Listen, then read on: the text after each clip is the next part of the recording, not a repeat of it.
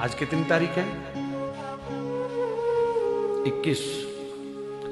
आप लोगों को याद है यही 21 से 27 तक क्या हुआ था भारत में? याद है क्या? साहिबजादों की शहीदी हुई थी। पूरा परिवार गुरु गोविंद सिंह जी महाराज का बलिदान हुआ था। पुराने समय में इन 7 दिनों में लोग जमीन पर सोते थे, शोक मनाते थे। लेकिन आज कैसा गंदा समय आ गया। आजकल बच्चों को, हमारी नई पीढ़ी को साहिबजादों की कुर्बानी भूल गई,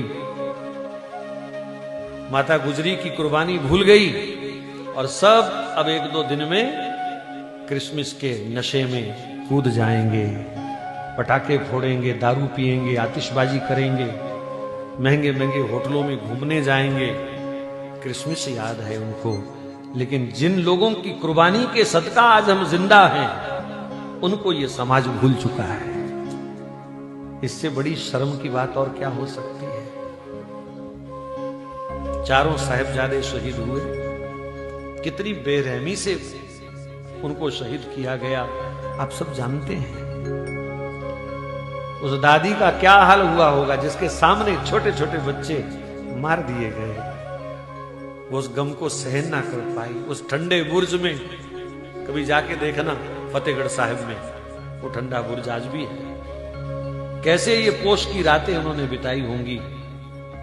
मोतीराम मेहरा, उसने किसी मुस्लिम सैनिक को थोड़ी रिश्वत दी, वो भी उसी सेना में था।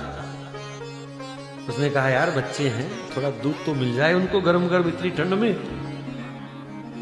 तो किसी को रिश्वत दे करके 2 दिन उसने दूध पिलाया, तीसरे दिन पकड़ा गया और नवाब ने मोतीराम मेहरा, उसकी पत्नी, उसके 4 साल के बच्चे को जिंदा कोलू में पेल दिया। वो भी इन्हीं दिनों में शहीद हुए। दोनों बच्चों का, छोटे साहिबजादों का संस्कार करने के लिए नवाब जगह नहीं दे रहा था, लाश नहीं दे रहा था। टोडरमल खड़ा हुआ। नवाब ने शर्त रखी, सोना बिछा, जितनी जमीन चाहिए उतनी जमीन पर सोने की अशरफियां बिछा। पत्नी से बात करी, भगवान कृष्ण के दोनों मानने वाले जो घर में था सब ले आए। छोटे छोटे उनके बच्चे, उन्होंने बुगनी तोड़ करके अपनी अशरफियां दी और उसने आकर के बिछा दी। लेकिन नवाब फिर बेईमान हो गया। टोडरमल, बिछाने के लिए नहीं कहा था, खड़ी खड़ी रख, खड़ी करके बिछा, ऐसे लंबी नहीं। जो था जमीन जायदाद तुरंत उसने बेच बाच करके वो जमीन पूरी करी। दुनिया में आज भी प्रॉपर्टी के रेट कितने भी हो जाएं, पर उससे महंगी जमीन कभी नहीं मिली थी। कैसे अपने कंधे पर उसने छोटे छोटे बच्चों को उठाया, माताजी को उठाया, रातों रात संस्कार किया और बाद में उसको भी पूरे परिवार सहित उन गंदे दुष्ट मुगलों ने समाप्त कर दिया। ये वो दिन जा रहे हैं। लेकिन मेरी पीड़ा ये है कि आज का समाज जिनके कारण जिंदा है, हम उनको तो भूल गए, और जिन्होंने हमें तिल तिल करके काटा मारा उनको हम याद रखते हैं, उनके हम जश्न मनाते हैं। इससे बड़ी गिरावट समाज की और क्या हो सकती है। तुलसी का पौधा जो शास्त्रों में तो पूजनीय है ही, औषधि के रूप में भी जिसकी कोई तुलना नहीं है किसी के साथ, हर प्रकार के रोगों पर जिसका प्रभाव है। तुलसी मुख में हो, गले में हो तो यमदूत स्पर्श नहीं कर सकता। ऐसी तुलसी जी को छोड़ करके बाजार से नकली प्लास्टिक का पेड़ लाएंगे क्रिसमस मनाने के लिए। है? कल मैं निकला तो उन्होंने सजा सजा के रखे हुए थे क्रिसमस के पेड़।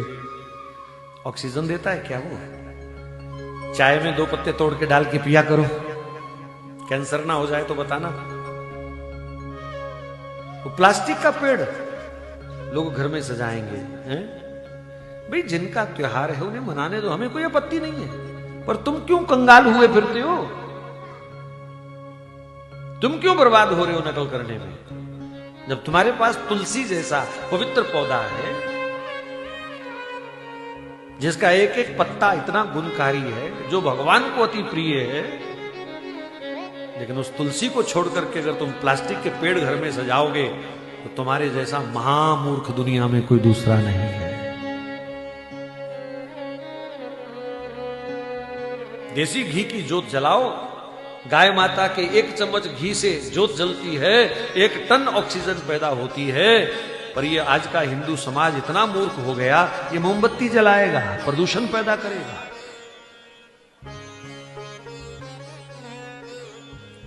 तो जिनका त्योहार है भैया उनको मुबारक।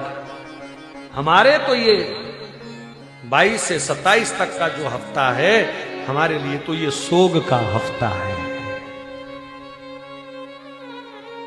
हमारे छोटे छोटे वो नौनिहाल बच्चे शहीद किए गए, हमारे लिए तो ये सोग का विषय है, सोग का हफ्ता है। हम तो सोग मनाएंगे, उन साहिबजादों को याद करेंगे जिनकी शहीदी के कारण आज ये हमारी कथाएं चल रही हैं। अगर वो शहीद ना हुए होते तो आज हम भी शहीद हो रहे होते। इसलिए नकलची बंदर मत बनो, अंग्रेज मत बनो।